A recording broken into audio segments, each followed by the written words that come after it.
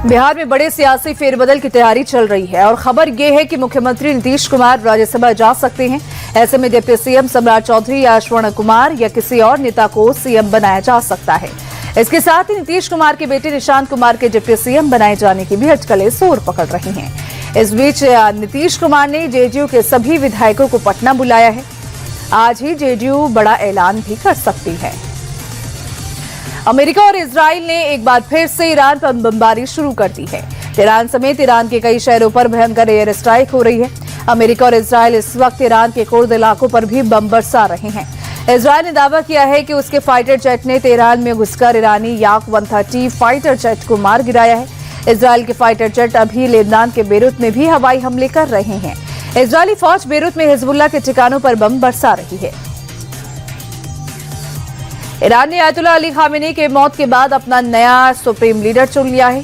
Mujtaba Khamenei को Iran का नया सुप्रीम लीडर चुना गया है।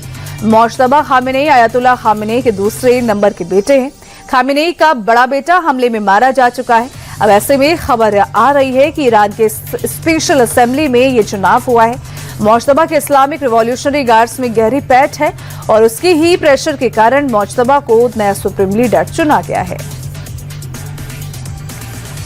अमेरिका और इजरायल के भीषण हमलों के बाद भी ईरान लगातार खाड़ी देशों में अमेरिकी ठिकानों को निशाना बना रहा है। ईरान ने फिर यूएई में फुजैरह पोर्ट के ऑयल हब पर अटैक किया है। हमले के बाद पोर्ट में भीषण आग लग गई। अटैक के बाद आसमान में काले धुएं का गुबार दिखाई दिया। साथ ही इजरायल के पेटा तिकवा में भी रिहायशी इलाके में ईरानी मिसाइल दिखी हैं, जिसके बाद इलाके में भीषण आग लग गई। ईरान ने इराक की राजधानी बगदाद में यूएस बेस पर अटैक किया है। ईरान ने अमेरिकी विक्टोरिया सैन्य बेस को ड्रोन और रॉकेट से निशाना बनाया है। सऊदी अरब की राजधानी रियाद में भी एक बार फिर से ईरान ने अटैक किया है।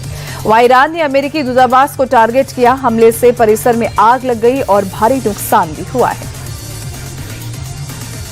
इराक के कुर्दिस्तान में ईरान ने बड़ा हमला किया है। कुर्द अलगाववादी संगठन के ठिकाने पर अटैक किया गया। ईरान ने यह हमला ड्रोन और मिसाइल से किया है। इसके अलावा एरबिल के होटल पर भी ईरान ने ड्रोन अटैक किए। उसी होटल में अमेरिकी सैनिक रुके थे। यह हमला ईरानी समर्थित मिलिशिया ने ड्रोन के जरिए किया है। मिडिल ईस्ट में बढ़ते तनाव के बीच कतर में सिक्योरिटी एजेंसियों ने 10 ईरानी जासूसों को गिरफ्तार किया है। कतर सिक्योरिटी फोर्स के मुताबिक पकड़े गए जासूस देश के जरूरी मिलिट्री इंफ्रास्ट्रक्चर से जुड़ी सेंसिटिव जानकारी इकट्ठा कर रहे थे। दावा यह भी किया जा रहा है कि पकड़े गए जासूसों को सर्विलांस और संभावित हमलों के लिए ड्रोन टेक्नोलॉजी इस्तेमाल करने की ट्रेनिंग दी गई थी। जांच एजेंसियां ये पता लगाने की कोशिश कर रही है कि टारगेट कौन है और उनके नेटवर्क में कितने लोग शामिल हैं। ईरान पर अमेरिका और इजरायल का ताबड़तोड़ अटैक जारी है। ईरान के कुर्द शहर में इजरायल और अमेरिका ने इस्लामिक रिवॉल्यूशनरी गार्ड कॉर्प्स के मिलिट्री बेस पर हमला किया है।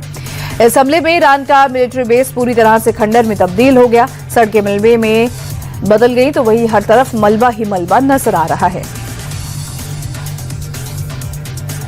ईरान के सर्वोच्च नेता आयतुल्लाह अली खामेनी की मौत के बाद पाकिस्तान में हालात बिगड़ चुके हैं। शहबाज शरीफ और आसिम मुनीर को घर में ही विरोध का सामना करना पड़ रहा है। लोग खुलेआम शहबाज और मुनीर को मुल्क का दुश्मन बता रहे हैं।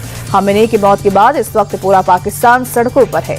अमेरिका का यार गद्दार है कि नारे भी लग रहे हैं। इससे समझा जा सकता है कि लोगों में अपनी ही सरकार के खिलाफ कितना गुस्सा है।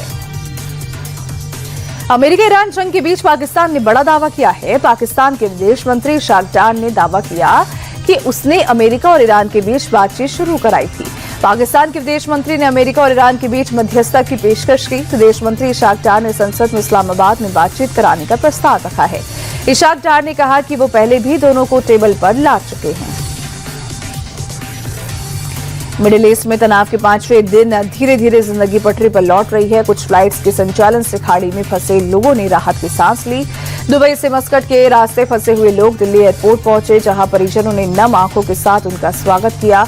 जंग के शोर से भारत में सुकून भरी लैंडिंग के बाद लोगों की आंखें भर आई। इससे परिवारों की त्योहार की खुशियां दोगुनी हो गई हैं। मिडिल ईस्ट वॉर ने दुनिया की टेंशन को बढ़ा दिया है। कच्चे तेल की कीमतों में जबरदस्त उछाल देखने को मिल रहा है। इंटरनेशनल मार्केट में कच्चे तेल के दाम में 12% की तेजी देखने को मिली। कच्चा तेल $85 प्रति बैरल के पार पहुंच गया है, जो कि एक साल में सबसे ऊंचे स्तर पर है। अनुमान के मुताबिक अगर ये बॉल लंबा खींचता है तो कच्चे तेल की सप्लाई रुक सकती है, जिससे तेल की कीमत आसमान पर होगी।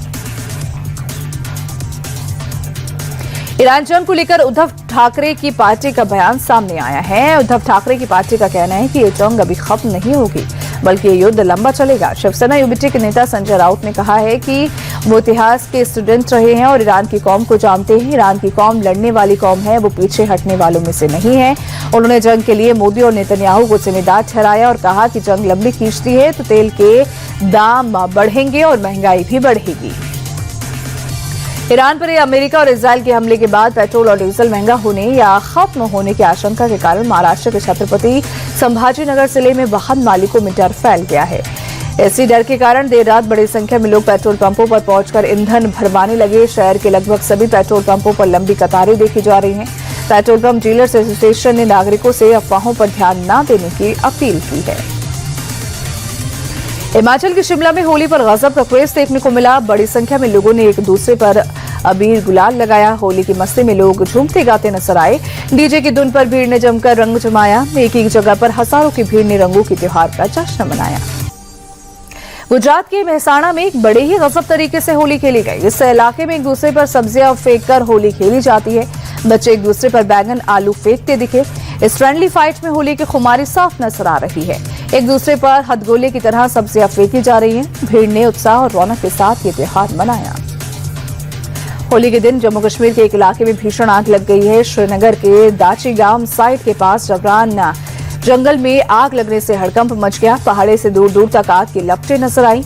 आसमान में विशाल धुएं का गुबार उठता दिखा। घने पहाड़ में सूखे पेड़ों की वजह से आग तेजी से फैली। देश भर में धूमधाम से आज मनाई जा रही है होली। रंगों के त्योहार पर लोग रंग गुलाल लगाकर एक दूसरे को होली की शुभकामनाएं दे रहे हैं। होली को लेकर लोगों में काफी उत्साह है। कुल्लू में विदेशी टूरिस्ट भी होली में शामिल हुए। पर्यटक स्थानीय लोगों के साथ होली खेलते हुए और मनाते हुए नजर आए। देश में बड़े धूमधाम के साथ होली मनाई जा रही है। लोग एक दूसरे को गुलाल लगा रहे हैं और यूपी के सीएम योगी आदित्यनाथ ने भी गोरखपुर में होली खेली। सीएम योगी ने गौशाला में गायों और बछड़ों के साथ होली खेली। इस दौरान सीएम गायों को रंग लगाते हुए उनको दुलारते हुए नजर आए। उधर वृंदावन के प्रेम मंदिर में भी जमकर होली खेली जा रही है। हवा में गुलाल उड़ रहे हैं। लोग रंग से सराबोर नजर आ रहे हैं। दिल्ली में एआईसीसी के ऑफिस में बड़े ही धूमधाम के साथ होली मनाई जा रही है। राहुल गांधी पार्टी के नेताओं और समर्थकों के साथ होली खेलते नजर आए। इस दौरान राहुल गांधी ने समर्थकों पर फूल और गुलाल उड़ाकर सभी को होली की शुभकामनाएं दी। साथ ही राहुल गांधी ने कहा कि प्यार भरी वही नफरत मिटाने वाली ये होली है। होली के मौके पर अरविंद केजरीवाल ने आप नेताओं और कार्यकर्ताओं के साथ रंगों का त्योहार मनाया। दिल्ली में मनीष सिसोदिया के आवास पर आयोजित किए गए कार्यक्रम में बड़ी संख्या में लोग शामिल हुए।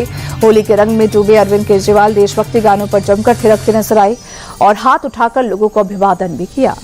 जश्न के माहौल में कार्यकर्ताओं ने केजरीवाल को कंधों पर उठा लिया। पूरा परिसर रंग और जोश से सराबोर दिखा। इस दौरान संजय सिंह और आतिशी भी मौजूद रहीं। लद्दाख में 14,000 से ज्यादा फीट की ऊंचाई पर पेंगोंग झील की जमी हुई बर्फ के बीच नॉर्थ वेस्ट फ्रंटियर आईटीबीपी के जवानों ने होली मनाई। आईटीबीपी के सैनिकों ने स्थानीय लोगों के साथ रंग खेला। जवानों ने जमकर अबीर गुलाल उड़ाया और एक दूसरे को कलर लगाकर होली की शुभकामनाएं दी। इस दौरान बच्चों ने पारंपरिक वेशभूषा में शानदार सांस्कृतिक प्रस्तुति दी, जिससे ऊंचाई पर हो रहे जश्न में रंग और जोश भर गया।